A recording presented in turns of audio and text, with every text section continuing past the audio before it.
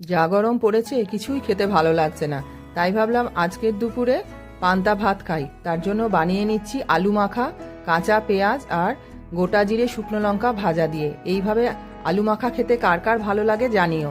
আর বানাচ্ছি তিলের বড়া, কাঁচা পেঁয়াজ আর লঙ্কা কুচি দিয়ে মুচমুচে করে ভেজে নিলাম তিলের বড়া।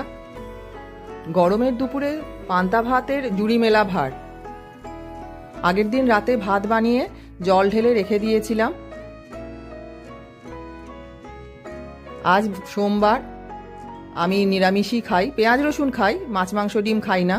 তো এর সাথে মাছ ভাজা বা ডিম ভাজা হলে ভালো হতো, কিন্তু আমি নিয়েছি তিলের বড়া, আলু মাখা আর আগের দিনের একটু মিক্সড সবজি ছিল, তাই কাঁচা পেঁয়াজ আর ঘরে পাতা টক দই। এরকম করে পান্তা ভাত খেতে কার কার ভালো লাগে অবশ্যই কমেন্ট করে জানিও।